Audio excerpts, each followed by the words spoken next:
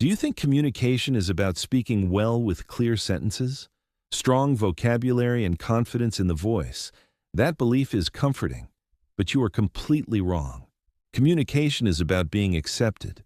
You can present facts, you can speak confidently, you can even be right, and still fail. Because humans don't follow logic first. They follow emotion, safety, and trust. Long before psychology books, leadership seminars, or communication workshops existed, Chanakya understood this. And that understanding didn't build speeches. It built an empire. Chanakya never trained kings to talk more. He trained them to talk less, think deeper, and listen longer. He believed communication was not a performance. It was a weapon of alignment. If people align with you, you don't need to force them. If they don't, no amount of words will help. One of the most misunderstood ideas about influence is that it begins when you open your mouth. In reality, influence begins much earlier, at the moment you decide whether you are there to speak or to understand. The human nervous system is constantly scanning for threat. When someone feels interrupted, rushed, or unheard, their defenses rise automatically. Logic shuts down. Emotion takes control. At that point, your words are no longer entering an open mind. They are crashing into a closed one. Listening does something remarkable. It slows the other person's internal chaos. It tells their mind, you are not under attack. And when that signal is sent, resistance dissolves. People rarely argue with those who make them feel understood, even when they disagree. This is why true influence often comes from silence rather than speech. Chanakya believed excessive speech was not a sign of intelligence, but of insecurity. The more frequently someone speaks, the less weight their words carry. Silence, when used intentionally, creates gravity. It signals confidence, self-control, and authority. People lean in when words are scarce. They tune out when words are abundant. Power has never belonged to those who fill every gap with sound. It belongs to those who allow pauses to speak for them. Clarity, according to Chanakya, was not a communication skill. It was a moral responsibility. Confusion does not simply slow progress, it quietly creates rebellion. When people do not fully understand what is expected of them, they resist instinctively. They hesitate, they delay, they reinterpret, and later they justify failure by claiming misunderstanding. Clear words remove escape routes. They create certainty, and certainty creates action. This is why vague language is dangerous. Ambiguous instructions weaken authority because they give the listener too much freedom to decide their own meaning. Precision, on the other hand, removes doubt. It leaves no room for internal negotiation. People do not resist clarity because clarity feels safe. Confusion feels threatening.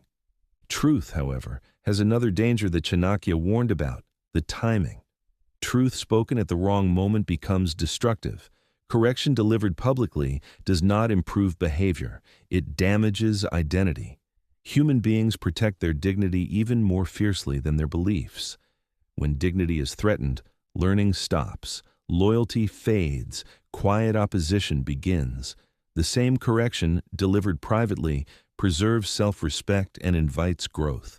The words may be identical, but the outcome changes completely. Emotion, Chanakya observed, is the silent cost hidden inside words.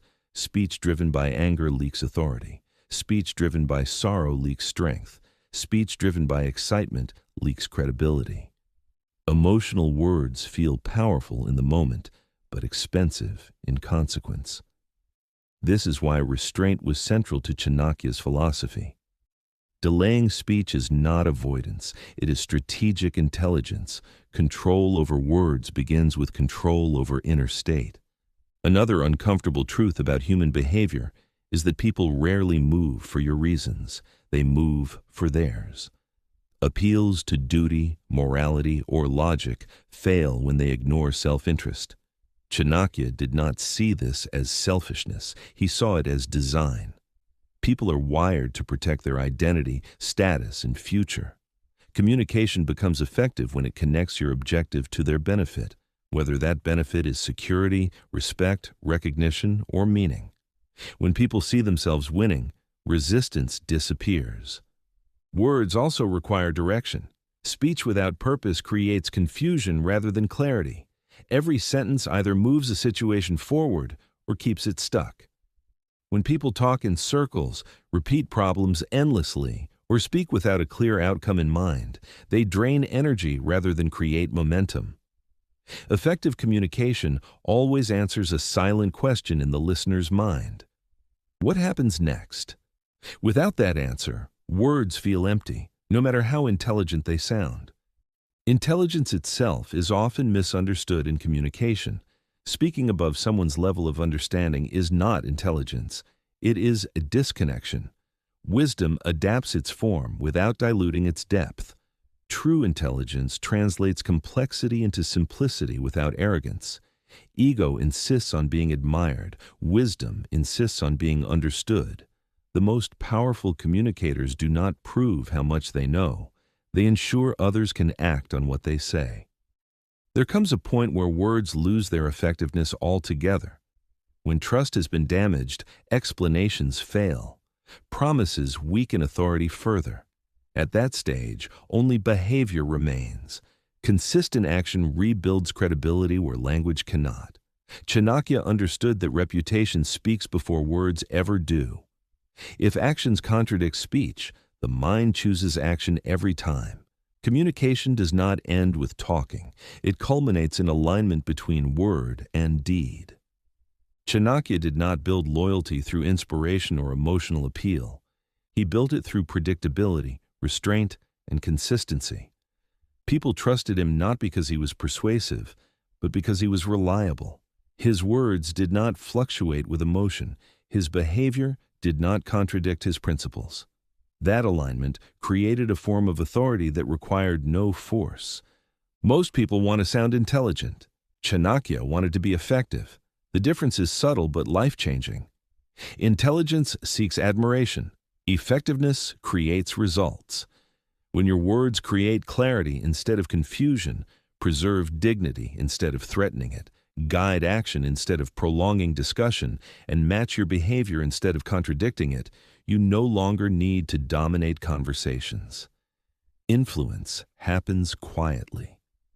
Mastery of communication is not about speaking more.